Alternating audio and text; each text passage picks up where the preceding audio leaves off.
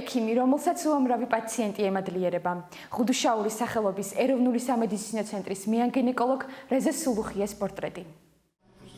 ღუდუშაურის სახელობის ეროვნული სამედიცინო ცენტრის პერინატალური სამსახურის უფროსი, მედიცინის მეცნიერებათა დოქტორი, ივანე ჯავახიშვილის სახელობის სახელმწიფო უნივერსიტეტის მეან-გინეკოლოგიისა და რეპროდუქტიული კათედრის პროფესორი. ეს რეგალიები სოხუმელ ექიმს რეზო სულუხიას ეკუთვნის.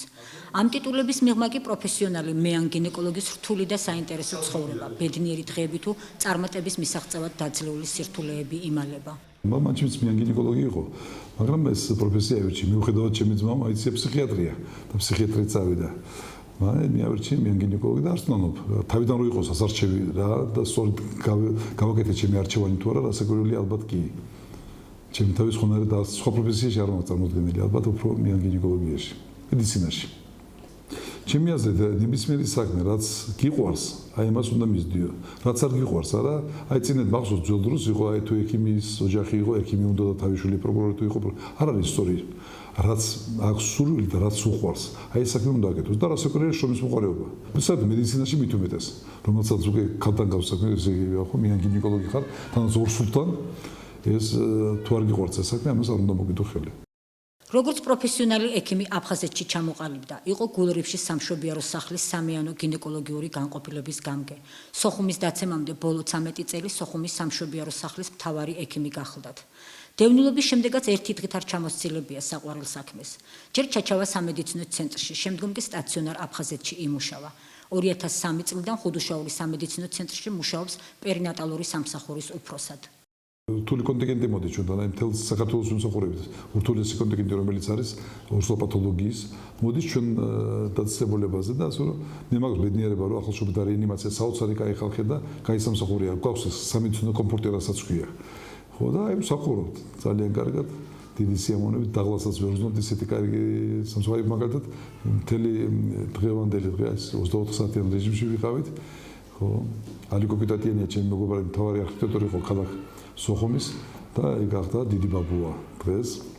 ხო და მაგაში მივიღეთ მონაწილეობა. რეზო სულუხია დიდი სიტყვით იხსენებს სოხუმში აფხაზ კოლეგებთან ურთიერთობებს. მას დღემდე მიმართავენ აფხაზი პაციენტები.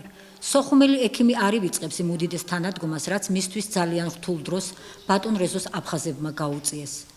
ოჯახია, ცნობილი ოჯახია სოხუმში, რომელიც ქალიშვილი ჩამომიყვანეს თბილისში და 2012 წელს გაუკეთე ოპერაცია. იმის შემდეგაც იყო აფხაზები რო გამიკეთებია და იმათო ესე გამოხატეს სურვილი, დედაჩემი გარდამიცვალა 2003-ში და მამაჩემი ომამდე გარდაიცვალა სოხუმში.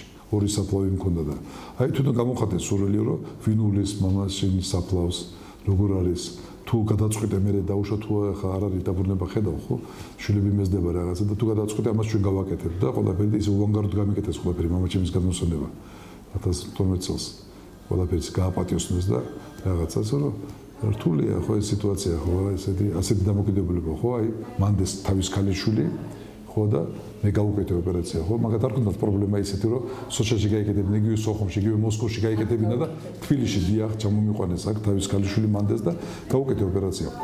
რეზო სულუხია თითქმის ყოველდღე ხდება ახალი სიცოცხლის დაბადების თანამონაწილე. გულისხმიერ ექიმს უამრავი პაციენტი ემადლიერება. მათ შორისაა ფოთელი 34 წლის ნინო ძანძავა, რომელიც კლინიკაში რთული დიაგნოზით შემოვიდა.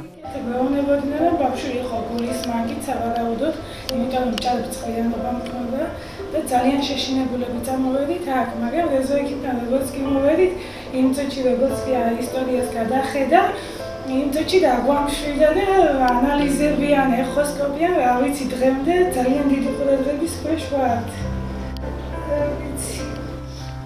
მადლობა მთელ კოლექტივს და რეზო ექიმის უპირველეს ყოვლისა.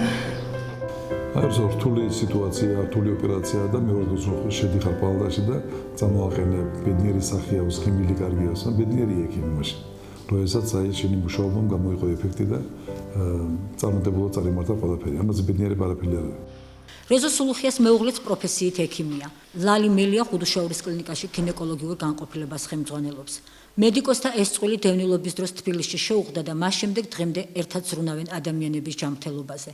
შევუღდით 98 წელს და იმის შემდეგ ერთად მუშაობთ. დავიწყეთ ერთად ფაქტიურად რეზოს ხელმძღვანელობით დავიწყე მუშაობა და ვაგრძელებ დღემდე. ჩვენ ერთად რო არ მუშაობდეთ და ერთფერზე ალბათ ისე ვერ გაუგებდით იმ სირთულეებს, რის წინაშე დგახარ ყოველდღიურად და რაც თავარია ეს დროის ფაქტორი, იმიტომ რომ უამრავ დროის დიდ ნაწილს უამრავ დროს ატარებს რეზო სამსახურში და უბრალოდ ვერ გნახავდი ფიზიკურად. სხვა როაფერი უფრო პრაგმატული მომენტი და მე იმდენად საინტერესოა, როდესაც შენ გესმის, იცი რა სირთულეებთან გაქვს საქმე და იზიარებ ყველა იმ პრობლემას, რომელიც სამსახურში არსებობს, მე მგონი ეს ნორმალურია. სოხუმელი ექიმების სხვა ხირსეული აფხაზეთელების მსგავსად პროფესიონალური საქმიანობის სოხუმში გაგრძელებაზე ოცნებობენ. ბატონმა რეზომ ჩვეულ სტუმართმოყვარეობას არ უღალატა და საკუთარი კუთხის მონატრებისა და საქართველოს გამთლიანების სათხეგრძელო ოკუპირებული აფხაზეთიდან გამოგზავნილი ხვინით ფსოუ შემოგთავაზა. ჩემი ოცნება არის ღმერთთან სოხუმში იყოს დაბრუნება, იქაც მივიღოს ხო მშობიარობები, დემოგრაფიული მაჩვენებლები ყოფილიყოს კარგი და ასე გვერდ ყველა ქართულს უსურვებ რომ დაბრუნება ყოფილიყოს აფხაზეთში და ის ურთიერთობა რომელიც წინ იყო ამოთხარ იყოს.